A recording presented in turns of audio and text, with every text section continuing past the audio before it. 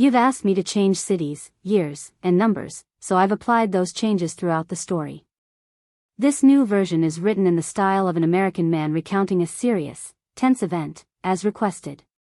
I'll tell you right now, I've seen some crazy stuff in my life, but nothing has ever hit me with a shockwave like what happened next at the airport. The afternoon sun was blazing through the glass at JFK International, baking the floor tiles. The air near the departure gates was dry, the usual kind of stale you get inside those massive transit hubs. Sarah was moving through the line for the flight, pulling a small, black suitcase. She looked like your typical seasoned traveler, steps measured, eyes calm and steady. Everything should have been fine. Totally normal. Hold it right there, sir or ma'am. Stop, please. A woman's voice, high and sharp, suddenly sliced through the low airport din like an emergency alarm. Every head whipped around. All those eyes zeroed in on Sarah, isolating her completely in that enormous space. Could I please see your boarding pass? The officer asked. Her voice was polite, sure, but the edge of suspicion and maybe even a little contempt was crystal clear. Sarah handed over her passport. The officer glanced at it and instantly frowned. Is this really you in the photo? What's your reason for visiting? Tourism? That sounds pretty suspicious to me. And this name, is that a name from Japan, or somewhere else? She tossed out the words loud enough for the people around her to hear, almost like she was performing a little show for the crowd. Next thing I know, Sarah was in a makeshift holding area, a little sectioned-off gray box with a metal chair, a stack of forms, and one tired-looking male officer. They sat her down and started the heavy questions. We can't verify that this passport is real, the guy said. Your name doesn't show up in any database we search. No record of military service, either. Are you sure you're just a civilian? It wasn't a question, it was an interrogation. They'd opened her carry-on, and her private things, socks, a couple of t-shirts, even a half-eaten bag of chips, were dumped out for everyone to see. Not one person stepped in to stop it. Then, I heard a voice over the officer's radio, Asian female, traveling alone, flagged as unusual, possible high-risk individual. Let's deny boarding. Sarah just kept her eyes down, holding her breath. Her palms were sweating. I could see the flush of heat creeping up her neck. Not from anger, though. This kind of treatment doesn't even leave you room for anger. It was pure humiliation. People waiting for their flights were all around, some of them even pointing their phones and snapping pictures. What's going on? They stopped her. The murmurs mixed in English, Spanish, and a couple of other languages. But no one said a single word to Sarah. Silence was her only protection. If she yelled, they'd just label her an emotional foreigner and be done with it. That's the unspoken rule here. But that silence? That was the first move in changing the whole game. Slowly, Sarah pulled out her cell phone. She tapped the single number saved in her call history. She brought the phone to her ear. She didn't say a thing. The call stayed live for maybe 4 seconds, and then she hung up.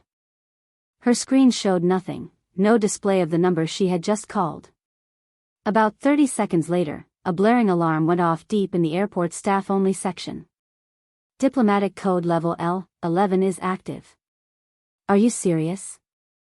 The secure military channel blew up. Orders started flying.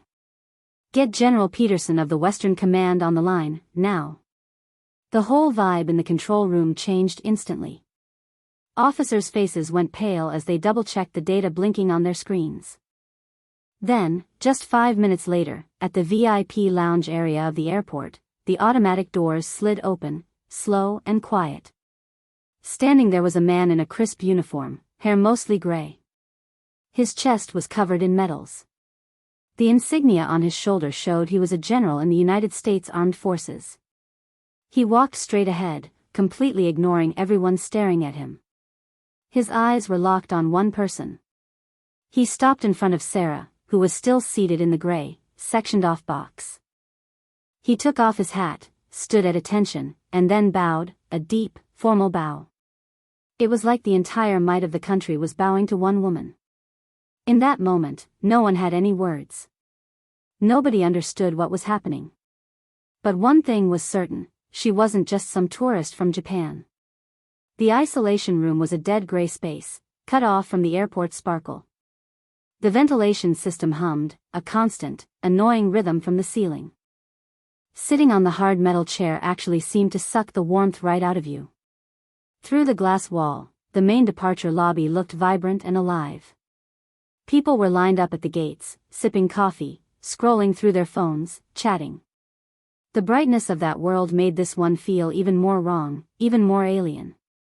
Sarah sat there expressionless, but her hands, clenched loosely on her knees, had a slight tremor. The sound of the officer flipping papers, the quiet slurp of someone finishing a drink, every tiny noise seemed to drill into her ears. Why me? The question surfaced, and she crushed it down. The urge to protest and the necessity of silence were fighting inside her. Explain your purpose of travel one more time, please, the male officer said, his face flat. Sarah shook her head. She had explained it a dozen times. She had shown her flight ticket, her hotel reservations, her whole itinerary. But the guy's eyes showed he wasn't going to believe her from the start. Then why this passport? Why alone? And why is there no military record? It was a twisted line of reasoning, as if failing to answer proved she was guilty. That kind of questioning slowly, but surely, chipped away at her focus. A security camera was mounted on the wall behind the officer, pointed right at her. Everything was being recorded. She wasn't military. She wasn't a diplomat. To protect those facts, she had to stay silent. Through the glass, I saw a familiar small figure. A little girl, holding her mother's hand, pointed and whispered, "Mommy, why is that lady in there? Did she do something bad?" I didn't actually hear the words, but I knew what she said just from her mouth movements. My heart twisted for a second. Sarah looked away. I remembered walking through an airport with my mother when I was a kid, and seeing someone slumped over in a gate area, just like that. I didn't get it then. Now, it was painfully clear. "Yeah, I don't know about this one," the male officer muttered, making his chair scrape as he stood up. Another uniformed guy whispered something to him. The talk is that a high-ranking military officer is coming because of that call. Is that true? Yeah, I find it hard to believe, too. The name is classified, we can't know it. But the fact is, code L11 was definitely activated. They clearly thought I couldn't hear their little side conversation, but I was listening to every word. A heavy feeling settled in my gut. The meaning of the silence. The weight of enduring without protest. How completely unexplainable my existence was to them. I looked up again, and that's when I noticed it. The little girl from a minute ago was staring right at me through the glass. She didn't say anything. Just those clear, honest eyes. Her mother was trying to pull her away, but the kid wouldn't budge. There was a strange warmth in that look. She didn't understand, but she wasn't indifferent either. Something deep inside me stirred at that pure stare. Just then, heavy, decisive footsteps echoed from down the hallway. Someone was definitely heading toward me. There was no Department of Defense stamp on her passport. Naturally, nowhere did it list her rank as an Army lieutenant or her unit. That blank space was intentional. Sarah was traveling as a civilian this time. Everything, the trip, the hotel, was prepared under the guise of a personal vacation. That was the rule of the mission, be invisible. Now, that very invisibility was hurting her. Not a soldier, not a diplomat. Not registered anywhere. Then what are you? The officer's tone wasn't just suspicion, it was conviction. It was like he had already made up his mind that I was shady.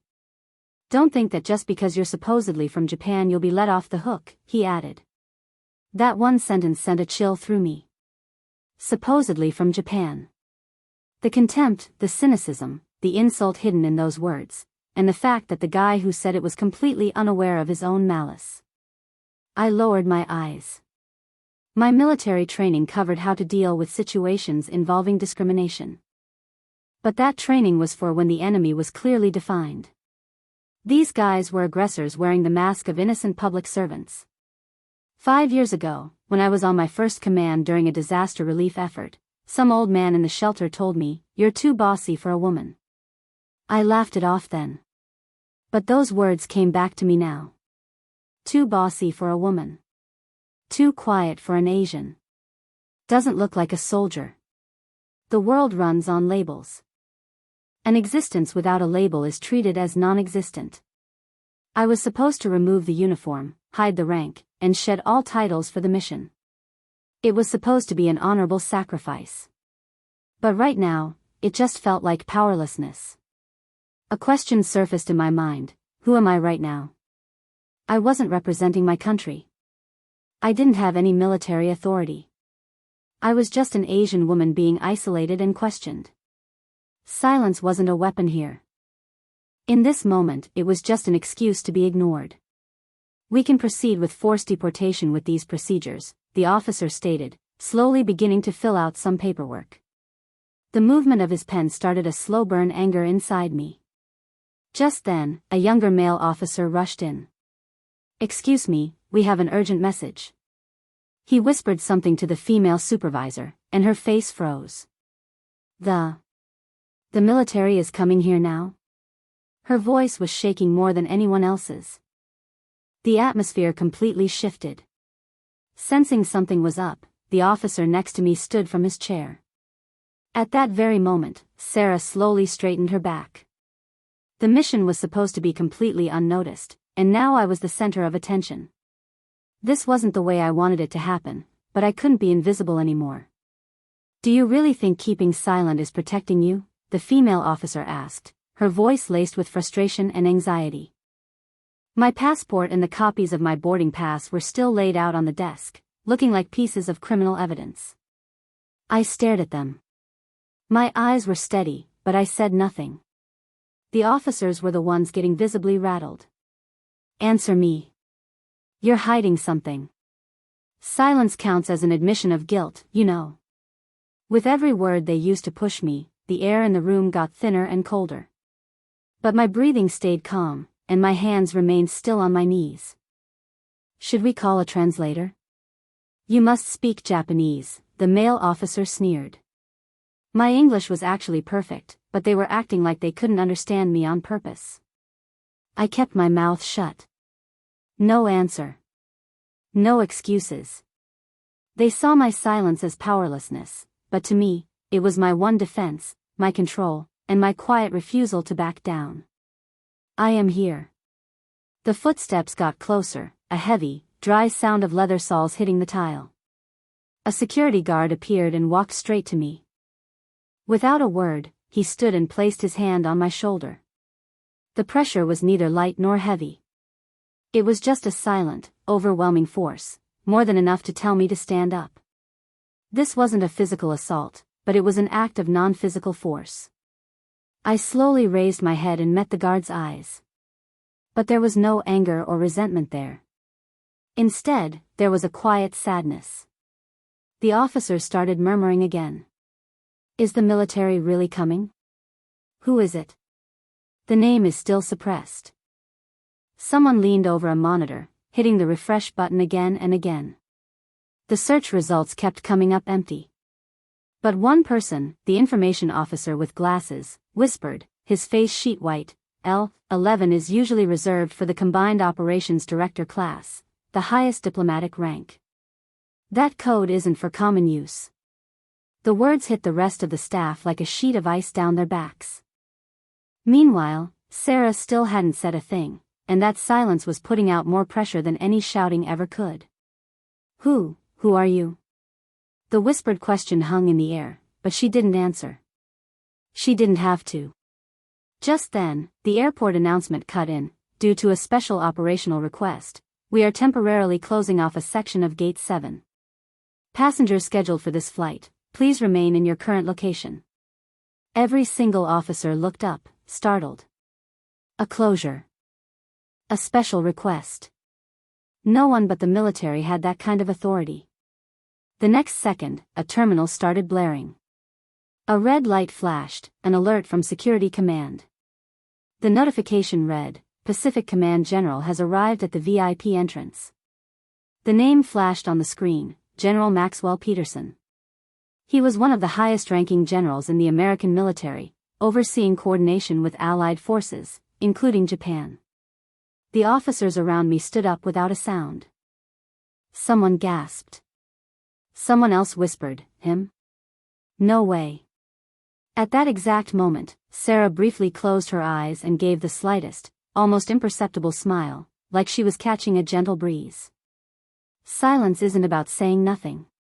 Silence is the strength that delivers the message even when you don't speak. Outside, the sound of marching boots was getting closer. Men in sharp uniforms were lining up. Code L-11 and the invisible title. Is it really him? Back in the Security Command Center, a single piece of data popped up on the main screen. The system had automatically cross-referenced the history of the denied boarding list and flagged a match with a special identification code, JS55, Night Cherry. The information officer stopped breathing for a second. Next to the code name were the words, Possesses U.S. Japan Joint Classified Negotiation Authority. The meaning was clear, this was someone the United States absolutely could not afford to treat as an adversary. What is this? The search is blocked. This person is registered in a secure layer that no one can access. The system administrator yelled, staring at the officer next to him. There were no clear rank insignia or a full name. Just the tag, access restricted, and one single code name, Sarah 07. Simultaneously, the airport defense system automatically triggered a major diplomatic incident level 3 warning. The chief of airport security roared, Who stopped her? Who denied this person boarding? The officers went silent. But everyone knew the answer, the female officer who had first stopped me. She was still standing there, adjusting her glasses with a trembling hand, completely stunned. She's Japanese military, right? Worse than that. She has negotiation authority. She has the kind of influence normally held by an ambassador. A U.S. general taking orders from her? Are we sure about this? The words tumbled over one another. The place was on the edge of panic. Back in the interrogation box, Sarah remained seated, perfectly still. Her expression hadn't changed, her posture was straight, but her silence was now controlling the entire airport. The door flew open. A senior manager from airport administration rushed in, sweat pouring down his face. I am so sorry, ma'am. We will escort you immediately. But she didn't stand up. Her eyes slowly focused on him. The air instantly turned to ice. The manager lost his voice, bowing slightly. We deeply apologize for this inconvenience. Truly. Sarah offered no reply to the apology. She simply continued to sit, lightly tapping the armrest of the metal chair with her finger, as if silently measuring the passage of time. At that moment, the airport's public address system began a low announcement. Due to special measures, Security Zone 7 entrance and exit are now closed. General passengers are asked to avoid the area. As the broadcast finished, the general appeared at the top of the escalator. Gold-braided epaulets and a full dress uniform with medals on his left chest. His direct stride instantly changed the air in the terminal. For aides and armed soldiers followed him, but his gaze was fixed on one thing, the woman sitting quietly in the isolation box, Sarah. The general stopped. He took off his hat, stood at attention, and in a low voice said, Madam Sarah, authorized representative dispatched from the nation of Japan. I sincerely apologize for the delay in proper engagement. And then, he bowed deeply. It was an apology akin to a full, formal kowtow. The area went totally silent, frozen solid. This individual is our pride, the general stated. No one had a word to say in response. The alarm notification repeated in the Security Control Center. Repeat, L-11 code activation. All U.S. military forces, Stage 3 alert.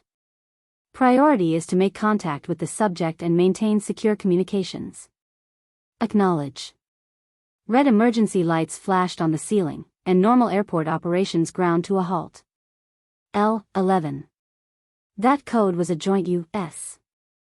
Japan diplomatic emergency alert, shared between the two countries. It was an ultra-classified protocol demanding immediate intervention and full institutional apology if a Japanese official involved in a specific mission was subjected to discrimination, detention, or improper processing. It was an emergency signal rarely seen even within the U.S. military. "They're doing all this for just one Japanese woman," a young officer whispered to his superior. The senior officer narrowed his eyes. "She's not just one person. She is the quiet embodiment of Japan's will itself. The wrong move here would shake the very foundation of our alliance. And she's countering us with silence." In the back office, the general's desk was covered with pre-notification data from Japan. But it contained only one sentence: "Accord this individual the utmost respect." Her name wasn't even mentioned. But on that single sentence, the American side had promised unlimited deference. She was that important. The area was still in chaos. The female officer who had first stopped Sarah was sitting in a staff chair, her hands shaking, while her boss yelled at her in a low, furious voice. "Do you have any idea what you've done? The Japanese government may stay quiet, but if this gets out to the news, we're finished." I was just doing my job normally. It wasn't normal, which is why we are in this situation. Meanwhile, Sarah was quietly walking, escorted by the armed military personnel. She was being led to a private VIP lounge, away from the general public. Several American soldiers stood at attention and saluted as she passed. She didn't acknowledge a single one. She just slowed her pace slightly and kept her eyes cast down. That was my answer. The room I was led into was a plain white box, a secure VIP lounge. Through a gap in the thick curtains, I could see the airport tarmac. The general took a step back and stood ramrod straight. "There is simply no excuse for this blunder on our part. On behalf of the United States, I offer our deepest apologies." I didn't reply. I didn't even touch the glass of water they offered. I just kept looking out the window. Out there, a passenger jet was slowly beginning to taxi, moving as if nothing had happened at all. The weight of my silence, they were starting to feel it. "I can't believe doing nothing is this heavy," a subordinate officer whispered, and nobody corrected him. A few moments later, the communications officer burst in. "General, images of the isolated woman are starting to spread online. It's trending with a search term, and the reposts have already gone past 20,000. The senior officers exchanged worried glances. My existence was no longer invisible. But I just adjusted the cuff of my jacket with my fingertips and kept my posture perfectly straight, as if this attention was exactly what I'd planned all along. The only sound in the quiet white room was the hum of the air conditioning. Sitting on the lounge sofa, I clasped my hands in my lap and thought back to a memory. It was 5 years ago. A cold spring rain was falling on a coastal town in the Carolinas. I'd been deployed there for disaster relief. The town was devastated by a hurricane. Roads were choked with debris, residents stood in the cold mud. The eyes directed at my camouflage uniform weren't just thankful or hopeful, they were silent questions. "We have to rely on you, but can we really trust you?" That night, I saw a little girl crying alone in the corner of a shelter. I quietly draped an aluminum blanket over her. I didn't say anything. I didn't ask her name. I just checked again and again to make sure her hands weren't freezing. The next morning, the girl smiled and handed me a small drawing on paper. It was a simple red circle, the flag of Japan. And written underneath, "Thank you." From that day on, I carried the weight of the flag, not on my shoulder, but in my heart. It was pride, it was commitment, and it was the constant question of my existence, not what justice or rules demand, but how do I face this as a person? That was the only question I had ever held on to. But the reality right now was totally unfair. I was ordered not to wear my insignia, insulted as a mere tourist, and forced into silence. What's the point of any of this? That tiny thought dropped into the core of my being. A knock came at the door. An aide stepped in, handing me an envelope. A message from our contacts in Japan. Inside was a small, folded piece of stationery. On it, only one handwritten sentence: "Silence is the strongest voice." I looked out the window. The roar of a large military helicopter echoed in the distance. The sun was setting, and a red, circular light, the same color as the flag the little girl drew, was falling across the runway. My phone vibrated. A social media notification. A video shared from an unknown account. Asian woman unjustly detained. Next to the comment was the video of me in the isolation room. The replies were already flooding in. "This is an insult to Japan. Silence is dignity. Japan is visible in her stand." The words were gathering from across borders.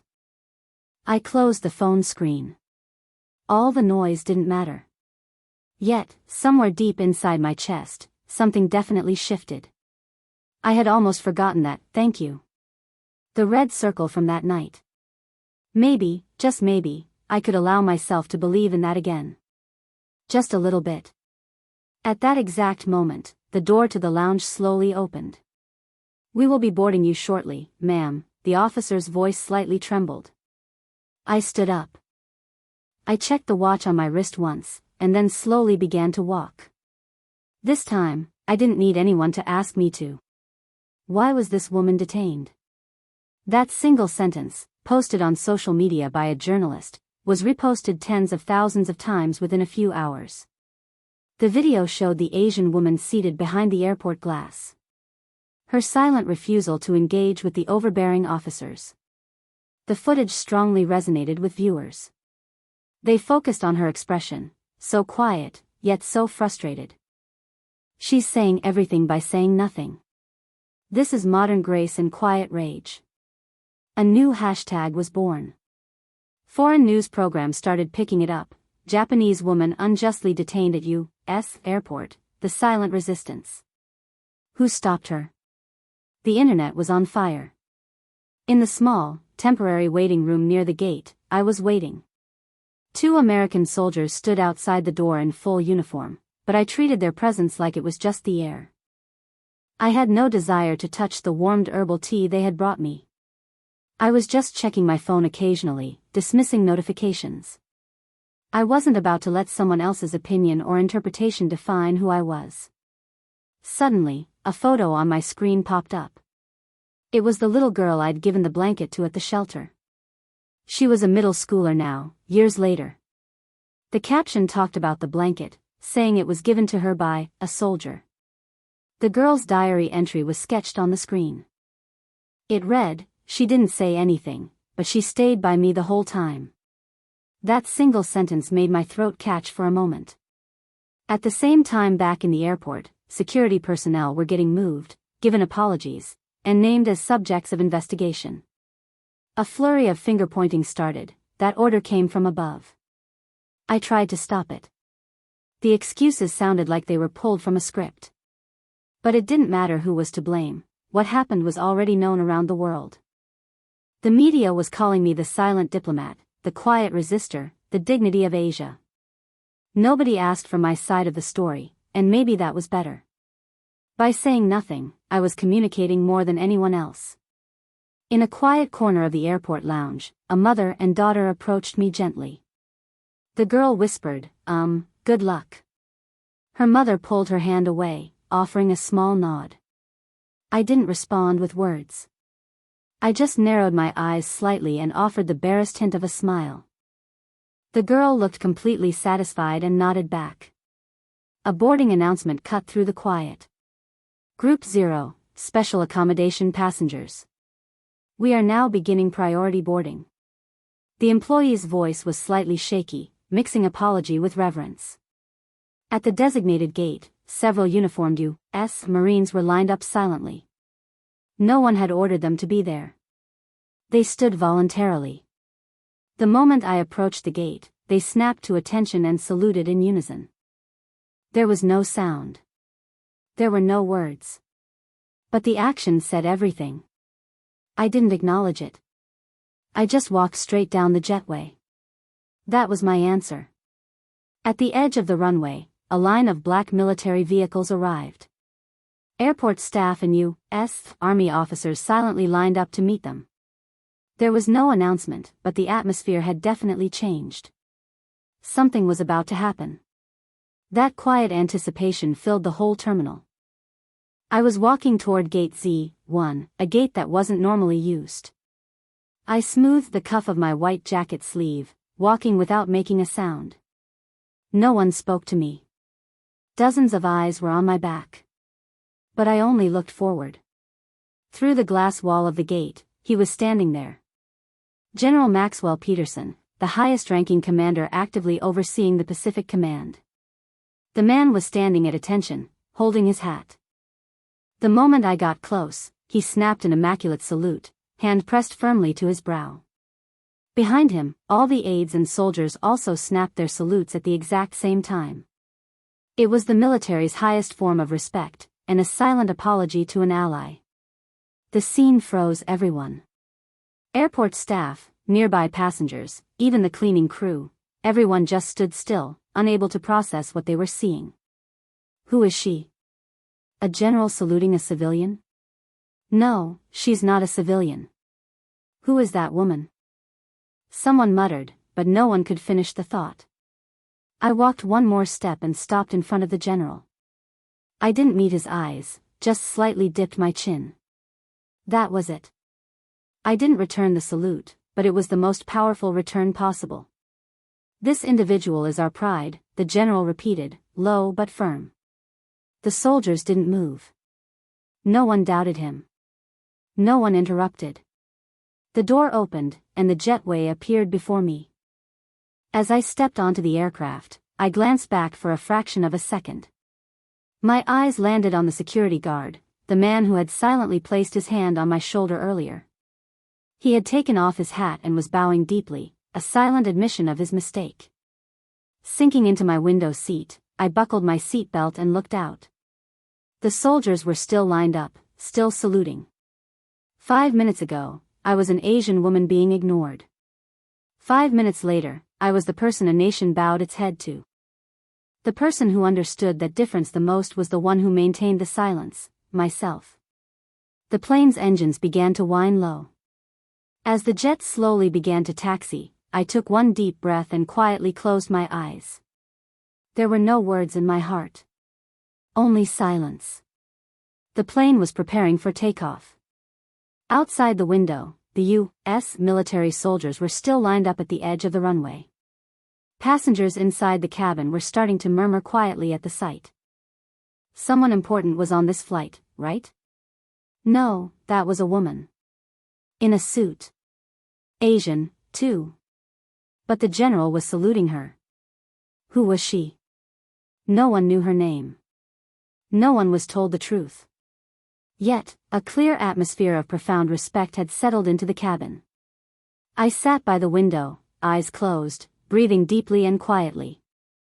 The murmuring around me was distant, like the bottom of the ocean. My expression held no pride, no anger. Only quiet resolve. Eventually, the plane began to move. As the jet taxied forward, the passengers naturally straightened up, sharing a strange, unspoken tension, like they were seeing off something monumental. Suddenly, a man clapped his hands once. Clap. A dry, sharp sound that briefly jolted the cabin air. At first, no one reacted. But in the next second, a woman followed, clapping. Then another person, and another. Soon, a wave of applause, uneven but growing, spread through the plane. They were clapping for someone. For the silence someone had endured. No one could have explained why, but no one wanted to stop. Amidst the sound, my eyes, which had been closed, fluttered open. The sun outside was already starting to set. The orange glow of the sunset cast a long shadow from the wing. Looking at that scene, my face softened. The corner of my mouth turned up slightly. It was just a fleeting moment. That tiny smile dissolved into the sound of the clapping, and no one saw it. On the ground, at the airport, the female officer was quietly making a phone call in a secluded area. Yes. I understand. That will never happen to her again. Her voice was trembling, and her words were filled with regret. It took only a few hours for a human being to change. On a bench inside the terminal, an elderly janitor quietly spoke to a young staff member. Well, I'll be just standing silent, and she moved people like that. The young employee nodded silently and straightened the hem of his uniform. The plane finally soared into the sky. As the roar of the engine faded and we broke through the clouds, I checked my watch. The salutes had started exactly 5 minutes after that moment. Perhaps all it took to change everything was just 5 minutes of silence. The cold outside air gently brushed my face when I landed at Fort Worth Airport in Texas. It wasn't the dry air of the East Coast. This slightly humid American air immediately felt familiar to my skin and my spirit. I passed through the customs gate without a word. There were no reporters, no government officials. Only one person was waiting, my direct superior, an Army colonel, standing without his hat. Welcome home, Sarah. I just nodded. When I was taken to a holding room, I saw a mountain of envelopes piled up. They were all apology letters from U.S. officials, staff, and corporations. We sincerely apologize. This was an error caused by misunderstanding and ignorance. We are deeply remorseful. Your silence saved us. The apologies were well written and perfectly composed, but I didn't try to read a single one. Are you sure you don't want to read them? My colonel asked. I shook my head. Nothing happened to me, I said. The air in the room grew a little heavy. The airport incident had already exploded across social media and the news. The silent Japanese woman, the day the U.S. military saluted an unnamed soldier, the person who moved a nation without words. But I didn't try to read any of those reports either. They have changed. They seemed genuinely remorseful, some suggested. But I wouldn't utter the word. You won't forgive them? Why won't you just let it go? A young lieutenant, a colleague, bravely asked one day. I thought for a moment, and then replied, the word forgive implies that I was above them. I am not above them, and I am not below them. I will simply let it pass. The answer might have been a bit difficult for the young lieutenant to grasp, but his eyes looked somewhat cleared. So, you'll forget about it? I didn't answer that one. That night, alone on the balcony of my base apartment, I let the cold night air move my hair and looked out into the distance. I pulled a small slip of paper from my pocket. On it was the child's handwriting and the drawing of the sun. That alone quietly illuminated my heart. My phone vibrated. A message notification. I am truly sorry. It was from the airport security guard who had put his hand on my shoulder. I stared at the screen for a moment, typed a single sentence, and hit send. Your salute delivered everything. Then I flipped the smartphone face down. I wouldn't say the words, but I wouldn't pretend it didn't happen either. That ambiguous space was where American strength resided.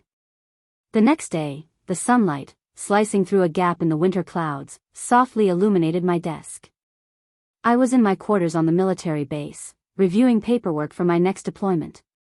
My mission was complete, and I had been given leave, but there was no sign of relief on my face. I was just quietly and methodically finishing the necessary tasks. A clerk handed me a small package. A delivery for you, Sarah. There was no sender listed. Inside, I found a small, round, wooden badge with a red circle on it, wrapped in cloth. It was a hand-stitched patch, the lines slightly uneven, but the clumsiness somehow struck a chord. Attached was a small note. I cannot give my name, but I will never forget your silence and your dignity. The day I touched you, I changed. May you find peace in your heart. I stared at the note. I knew immediately who sent it, the airport staff. A letter that didn't use a name or reveal a position, but offered a sincere heart. It wasn't courtesy, it was a true apology. I slowly unfolded the patch. The fabric was thin and the texture was rough, but a straight, true emotion was stitched into the center of that red circle. My fingertips trembled slightly. It wasn't from cold. It was the sound of the unspoken pain, deep in my chest, finally easing a little. "Thank you," I whispered. It was a soliloquy, a word no one else heard. But somehow, I knew it reached somewhere. A few days later, the day I left for my personal leave, I folded the small patch carefully and tucked it quietly into my carry-on bag. When I arrived at the airport, the atmosphere was completely different, calm, like another world. The check-in agent smiled softly. "Welcome aboard, ma'am. Please take care of yourself."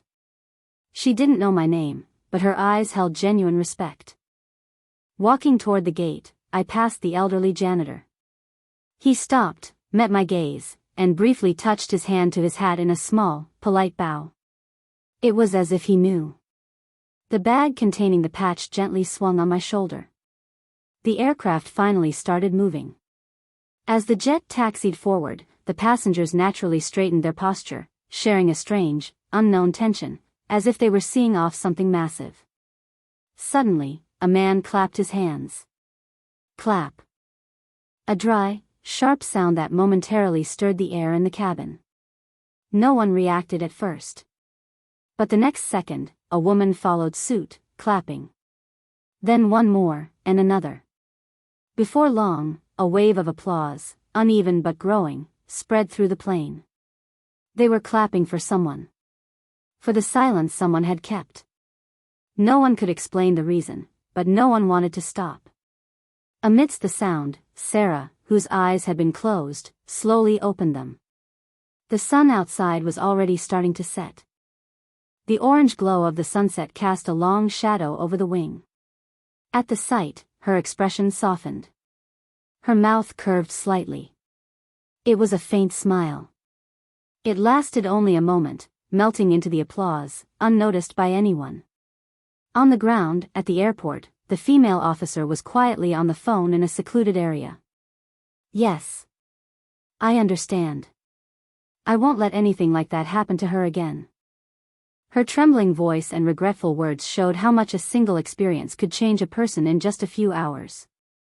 An elderly janitor on a bench quietly remarked to a young officer, "Well, I'll be just standing silent, and she can move people like that." The young officer nodded silently and gently adjusted the hem of his uniform. The plane finally soared into the sky. As the engine roar faded and the jet passed through the clouds, Sarah checked her wristwatch. The moment the salutes began was exactly 5 minutes after the incident. Perhaps all it took to change everything was just 5 minutes of silence. As she landed at Fort Worth Airport in Texas, the cold outside air gently caressed her face. It wasn't the dry air of the East Coast. This slightly humid American air immediately felt familiar to her skin and her heart. I walked through the immigration gate without a word. There were no reporters, and no government officials. Only one person was waiting, her direct superior, the Army colonel, standing without his hat. "Welcome home," he said. Sarah just nodded. In the debriefing room, a mountain of envelopes was piled up. They were all apology letters from U.S. officials, staff, and corporations. "We sincerely apologize. This was an error caused by misunderstanding and ignorance. We are deeply remorseful. Your silence saved us." The letters were polite and perfectly worded, but Sarah didn't attempt to read a single one. "You don't need to read them," the colonel asked. Sarah shook her head. "Nothing happened to me," she replied. The atmosphere in the room grew a little heavy. The airport incident had already exploded across social media and the news. The silent Japanese woman, the day the U.S. military saluted an unnamed soldier, the person who moved a nation without words. But Sarah didn't look at any of the reports. "They have changed. They seemed truly sorry," some colleagues said. But she still wouldn't speak the word. "Why won't you forgive them?" a young lieutenant finally asked one day. Sarah thought for a moment, and then replied, "The word forgive implies that I was above them. I am not above them, and I am not below them. I will simply let it pass." That night, alone on the balcony of her quarters, Sarah let the cold night air move her hair and looked out into the distance. She pulled a piece of paper from her pocket. On it was the child's handwriting and the drawing of the sun. That alone quietly lit up her heart. Her phone vibrated. A message notification. I am truly sorry. It was from the airport security guard who had put his hand on her shoulder. Sarah stared at the screen for a while, typed a single sentence, and hit send. Your salute delivered everything. Then she flipped the smartphone face down. She wouldn't say the words, but she would never let it be forgotten either. In that ambiguous space resided a strength deeper than any words. On a winter morning, sunlight streaming through a gap in the clouds softly lit up her desk. Sarah was at her military base quarters, looking over her departure papers. The mission was complete, and she had been given a leave of absence, but there was no relief on her face. She was just quietly and methodically finishing the necessary processing. A clerk handed her a small package. A delivery for you, Sarah. The sender was not listed. Inside, she found a small, round, wooden badge with a red circle on it, wrapped in cloth. It was a hand-stitched patch, the lines slightly uneven, but the clumsiness was strangely moving. Attached was a small note. I cannot give my name, but I will never forget your silence and your dignity. The day I touched you, I changed. May you find peace in your heart. Sarah stared at the note. She immediately guessed who sent it, the airport staff. A letter that offered a sincere heart without a name or position. What it held was not formality, but true apology. She gently unfolded the patch. The fabric was thin, the texture rough, but a straight, true feeling was sewn into the center of that red circle. Her fingertips trembled slightly. It wasn't from cold. It was the sound of the unspoken pain, deep in her chest, finally easing a little. Thank you, she whispered. The word was a soliloquy, reaching no one. But she felt certain that it reached somewhere. A few days later, on the day she left for her leave, she carefully folded the patch and quietly tucked it into her carry-on bag. When she arrived at the airport, the atmosphere was completely different from before, a profound sense of peace. The check-in agent smiled softly. Thank you for flying with us, ma'am. Please take care. She didn't know the name, but respect was clear in her eyes. Walking toward the gate, the elderly janitor she passed suddenly stopped, looked at her, and briefly touched his hand to his hat in a small bow. As if he knew. The bag holding the patch swayed gently on her shoulder. Without saying a word, without making a statement, she just walked quietly, and Sarah gently closed her eyes. The warmth of the little patch remained surely in her chest. Hours later, on a flight to Washington, D.C., the cabin was wrapped in a calm darkness. Sarah was in her aisle seat, eyes closed. Opening them at a slight shift in the air, she saw the young man next to her was looking at her, offering a small, polite nod. Though not in uniform, his rigid posture and steady gaze made it clear he was military. It's you, isn't it? He whispered in English, his voice soft and slightly shaky. The woman the general saluted in L.A. Sarah didn't answer. But that silence was the answer. The young man started talking, looking straight ahead. I was there, waiting for my flight. I was watching from a distance at first. But I couldn't look away. When the general saluted, the air changed. No one knew what happened. But everyone instinctively understood she wasn't just anybody. He moved his lips several times, searching for the right words. I never knew silence could be so powerful. Things that couldn't be changed by shouting or ordering. All of it was flipped upside down by your silent presence. I felt ashamed. I probably would have looked down on you, too, if I was in their place. A comfortable silence fell, not an awkward gap, but a peaceful space filled with respect and regret. The young man carefully pulled something from his pocket. It was a thin, folded cloth in familiar colors, a small patch of red and white. I've carried this with me ever since the video went viral. To ask myself what real strength is. And today, I decided that if I actually met you, I would give this to you. He took a deep breath and gently held it out. Sarah looked at it for a while. It might have been a copy, something he only carried because of the social media hype, but his eyes were honest. Without speaking, she simply reached out and took it. The young man laughed, relieved. It doesn't matter what country or rank.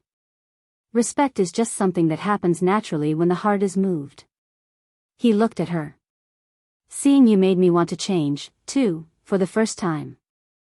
Sarah kept her eyes lowered, folding the small flag carefully with both hands. Then, she gave the slightest nod, an almost imperceptible tilt of her head toward him. At the gesture, his eyes welled up. He faced forward again. There were no words between them, but the silence was complete. It was a form of respect that crossed borders and language. The aircraft continued its journey through the night sky. The stars were surely shining out there, unseen. And people were starting to change, where no one could see. When she landed in Washington, D.C., Sarah realized that her name had never been in the news. The internet was buzzing with speculation. The hashtag the salute of silence was trending, and everyone was talking about that person. But no one knew her face, her name, or her rank. One media outlet reported, an Asian woman was saluted by the highest commander of the U.S. military. But she maintained her silence, said nothing, named no one, and simply left. In that silence, we saw a pride and dignity that transcended nations. The paragraph was abstract, almost legendary, but it definitely left something in people's hearts. At an academy in Virginia, a short film called The Silence was shown in a morals class. The person who looked like Sarah was in the video, but her face was blurred. A female student said, "I don't need to know her name. I've never seen her, but I want to be like her." There was a quiet change in America, too. The number of military applicants was higher than the previous year. Specifically, several female applicants cited the desire to be someone who can speak through their actions, like the woman of silence, as the reason for applying. But Sarah spent her time quietly, avoiding the media.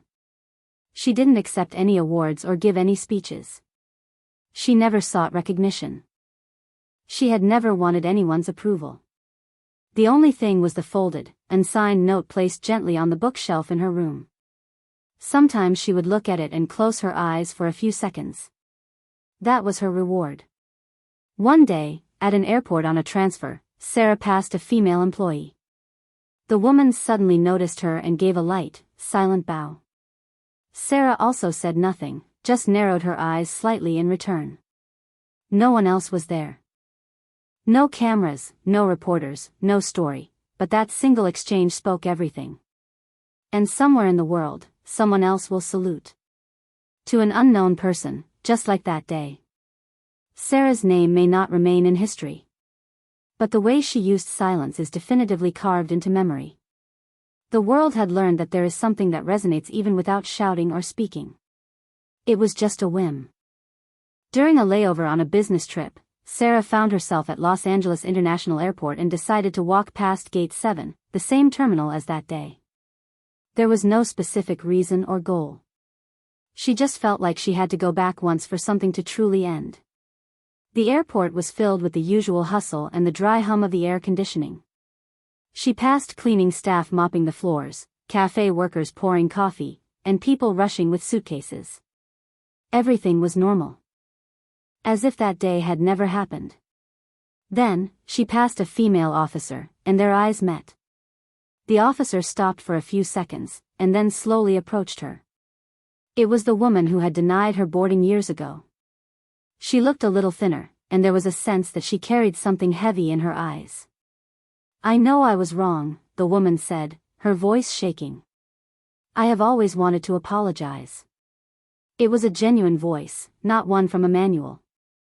Sarah accepted the words silently. She didn't offer a forced smile or try to comfort her, just stood there quietly. "Why didn't you say anything?" the woman pleaded, looking for an answer. Anyone would have been angry after that kind of treatment. Silence hung between them for a while. Then, Sarah slowly opened her mouth. "Because even without words, you know the truth now, don't you?" At that single sentence, tears spilled from the woman's eyes. The words didn't deny anything, didn't blame anything, but simply stated the fact. They were heavier and gentler than any apology. For the farewell, Sarah picked up her bag and walked on. She didn't look back, but she felt that the silence she left behind had definitely ended something. On the escalator toward the departure gate, she took the small folded patch from her pocket. She carried it quietly so no one could see. The soft feel of the cloth was proof that someone's respect was still alive. Inside the departing aircraft, the setting sun was quietly sinking outside the window. The light was as if tracing that moment of silence one more time. People can be reached without words. They can be moved without argument. And silence, sometimes, can be the most honest and powerful word of all. That's why she won't speak today, either. She will just continue to move forward quietly. Without proving anything, without naming anything. That was the strength Sarah had chosen.